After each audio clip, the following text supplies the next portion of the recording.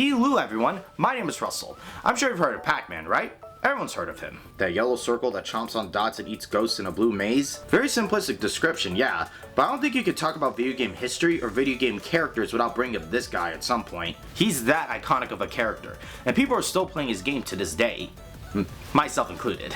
Pac-Man has been around since the 1980 release of the video game of the same name. Created by Toru Iwatani and released by Namco, at the time it was a cultural phenomenon. Pac-Man Fever they called it, and it resulted in a lot of things being merchandised, licensed, and eventually some sequels will be released to capitalize on the game's inherent success. You've probably heard of Miss Pac-Man, which from what I recall was originally made as a ROM hack that was eventually turned official by Midway, the American distributors of Pac-Man at the time. However, I want to look into the other follow-ups to Pac-Man. Now, what do I mean by this?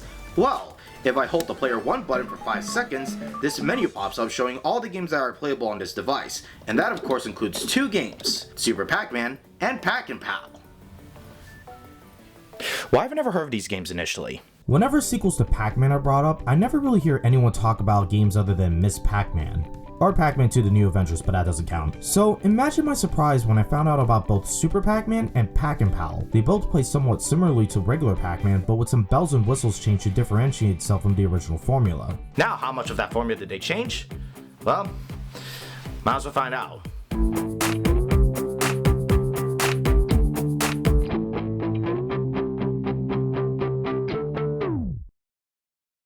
For transparency's sake, I'll be looking at the Nintendo Switch releases of these games via Arcade Archives, and apart from controls, my opinion on these games are largely the same. I'll start with Super Pac-Man since this game is probably the most similar to regular Pac-Man, and yet they do a lot of things differently. You're still collecting everything around the map while avoiding ghosts in order to get to the next level as per usual, but instead of collecting pellets, you're collecting food. Apples, bananas, burgers, donuts. At one point you're eating shoes, which will probably land Pac-Man in an episode of My Strange Addiction if you remember that show, but I digress. You still have access to power pellets, but they're all blocked off by these gates, and in order to open them, you need to eat keys, which can open gates near the key.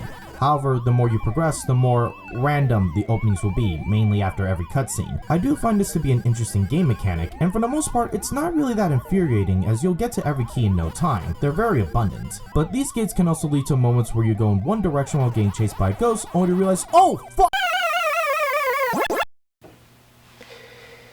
Yeah, this is one of the few Pac-Man games where you actually find yourself in dead ends. Normally you just get cornered by 2 ghosts, but if you didn't get the key to open the specific gate you're trying to escape from, you're screwed.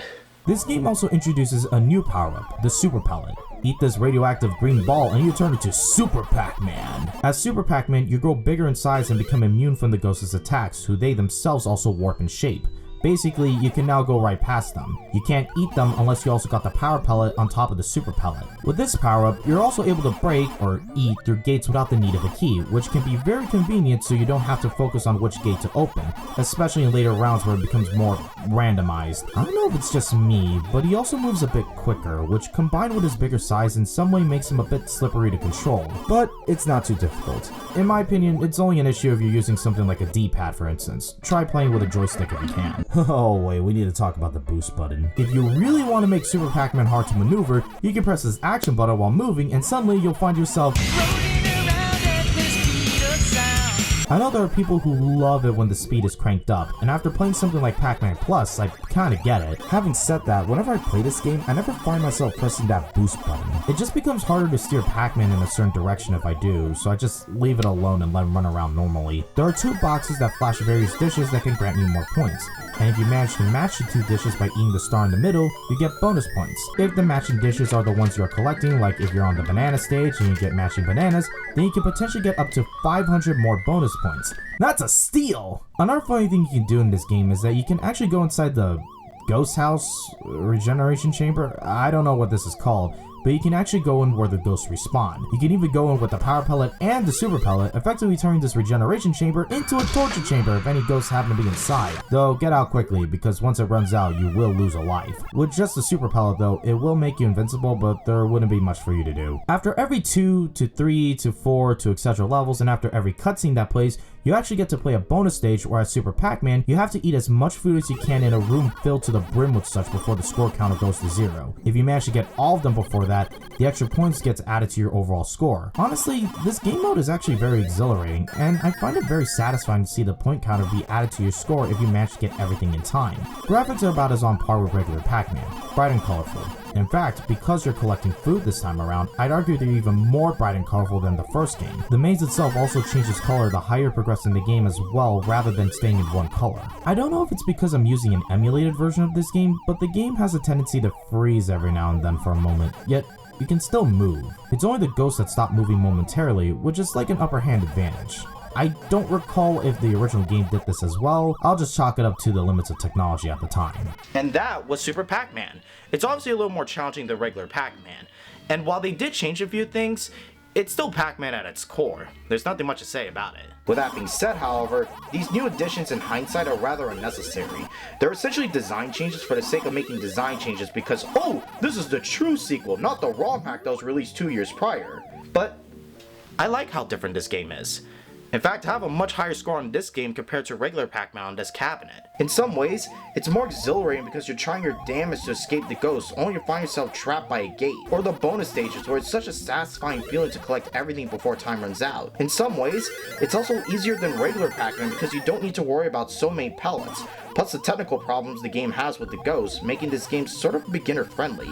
Though Pac-Man itself is already beginner friendly. Despite this, the game's still fun in its own right. But the radical differences did put off a lot of players initially when it came out. The game was simply too drastic from the original game to be considered compelling for many players at the time. In some ways, it overcomplicated things rather than build on top of what made Pac-Man so enjoyable in the first place for them, I suppose. Like I said, changing things for the sake of changing things. As a result of this, Super Pac-Man was considered unsuccessful in Namco's eyes. Mind you, I'm getting all of this information from Wikipedia, so I can't exactly confirm if that's how they viewed the game. So let's just say it wasn't as successful as Pac-Man. But they had to do something to counteract this. And what did they do? They doubled down on the gate gameplay from Super Pac-Man and made this. This is Pac and Pal. Oh brother. This is a really strange game all things considered. It still retains the core Pac-Man maze-like gameplay, but it's more of a departure from the original game while also building on what Super Pac-Man did a year prior. You still had to open gates to get various items scattered around the maze, but instead of opening them with keys, you flip cards that are randomly placed around the board. Well, randomly placed in the sense that they change locations on what and where they open, much like the keys in Super Pac-Man. Your goal now is to flip these cards and grab the corresponding item associated with the card while avoiding ghosts. You can only flip like 2 to 3 cards at a time. Just collect one of the items and you should be able to flip more. On top of that, there's a brand new gameplay mechanic in the form of... Wait, is that Bubble Bobble? This is Miru, Pac-Man's green pet in this game. I don't know what species she's supposed to be, but she's basically another obstacle. If you happen to leave any of the items out in the open, Miru can grab it and take it to the ghost's house thingy where apparently she eats it. Huh, reminds me of a certain pet I have. What are you looking at? The more items Miru eats, the lower the score you get once the round is over. And if you let Miru get all of the items, you get no extra points. Nothing. You just get booted to the next round. Actually makes me wonder if you can cheese the game to get to higher levels. If you do manage to collect all of the items, especially before Miru eats them, you get bonus points, which is admittedly very satisfying. And the further you progress, the more items you can collect. You don't get any power pelts to eat ghosts this time around. Instead, you have to get these items that stuns the ghosts in place for a bit. And it varies from round to round. In the first 2 rounds, you collect one of the enemy spaceships from Galaxian. With it, you let out a sonic blast that stuns them. In the next 3 rounds, it's the card from Rally X. This time you're using the exhaust pipe to blind the ghosts, or something. Maybe it's carbon monoxide poisoning. After that, you get a trumpet. Blow its horn and its off-key notes cause the ghost to cringe in shock. And that's as far as I can get with my own playthrough. Later stages have you using a snowman to freeze the ghosts in place, and finally Mini Pac-Man, which keeps them stuck with the amount of Pac-Man biting them. Though now that I think about it, it seems like both of these power-ups made a return in Pac-Man 256 in some way, which I'm sure that wasn't the intention, but I think that's pretty cool regardless. However, you're not invincible in this state. You can still die even with this power-up, which makes this inferior in my opinion. You can still go into the ghost house though, but considering you're no longer invincible with the power-up, you better pray to God you can stun the enemies in time, otherwise it's just a death sentence. Unlike Super Pac-Man, there's no cutscenes in between, but it still retains the bonus levels. In these stages, you flip cards spread out throughout the entire maze. Each card gives you like 100 points each, but if you manage to flip over Miru, you get double points. But once you flip over Blinky, the stage ends. This wouldn't be an issue if it weren't for how randomly placed these cards are. Sometimes bonus stages could end quickly because the first or second card I flip over happens to be Blinky. Like, damn it! It's honestly very infuriating, especially considering that these are meant to be rest stages before you return to the chaos. Actually, this game in general is honestly way more infuriating than both Pac-Man and Super Pac-Man. I don't know if it's just because the pieces are more spread out and less abundant, or I'm probably just not good at this game, but I feel like I'm more prone to getting ambushed and ganged up on compared to the prior entries. Combined with Miru going after all of your items and you having to chase after her if you're trying to get high bonus points, and it just makes the game way more frustrating than it should be. Graphics are about as bright and colorful as Super Pac-Man, no changing maze colors though. It still suffers from the same technical problems as the prior game, where the ghosts freeze but you're still free to move around, but like I said, limits of technology at the time. This game also has music playing throughout, which is very playful in tone. Actually, because of this music and because of Miru, I thought this game was made with younger audiences in mind, like children. But from my experience, this game is probably very difficult for a child to understand. In fact, it'll probably be enough for them to throw their controller. Or break the arcade cabinet. Yuriko Keino was who produced the background music for this game. She's known for games like Dig Dug for instance, which the music for that was already pretty playful, and from that alone, I guess you can hear her influence in this game. And honestly, after hearing it for a while, I actually kinda like it. It fits Pac and Pal's tone very well, being more about chasing after a pet and making sure it doesn't eat your shit rather than... Also, why is there an orange space in the middle? I thought it was going to act like the slots in Super Pac-Man, but it doesn't do anything. All it serves is to hide the ghost and yourself if you happen to be passing through. Does it make me invincible?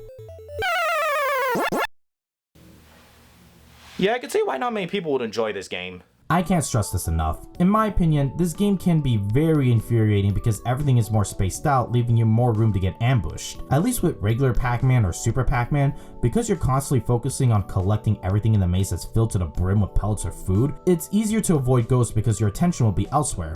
That, or again, I'm probably just really bad at Pac-Man. Combined with Miru making your life difficult if you want to get higher points, and no invincibility like in the prior games, it's admittedly too challenging for me. At the same time though, there's still some worth with Pac and Pal. I do find it satisfying and relieving if you barely manage to scrape by getting all the items before Miru gets them or before the ghost gets to you. And honestly, the stun gun is actually fun to use. While I would much prefer the power pellet, this is a pretty decent substitute in my opinion, just without the invincibility. But because it changed too much of the core formula, it didn't seem all that appealing to me even after a whole playthrough. I mean, the core Pac-Man is still there, but it's more of a collectathon rather than clearing an entire room, which... Okay, you can make the same argument with Pac-Man and Super Pac-Man, but the way this game handles it is so radically different that at times it didn't even feel like a Pac-Man game. In fact, out of the two games I covered here, this is the one I was the least interested in going in. And it seems that players at the time felt the same way. Pac and Pal was deemed a commercial failure despite some success within the first few months on the market. Hell, the game never even came over in the States because there was little to no interest in this game from test players. Even they altered it to fit in with the Hanna-Barbera cartoon. As a result, both Super Pac-Man and Pac and Pal will later fade into obscurity. Namco does re-release these games as bonuses on other platforms every now and then, but that's about it. Despite all of that, however, I still think these games are still worth looking at. They're different, yeah, but that's what makes it so fascinating. A very weird and slightly obscure part of Pac-Man's everlasting history that I don't think gets brought up as much. That just shows the legacy the original game still holds to this day.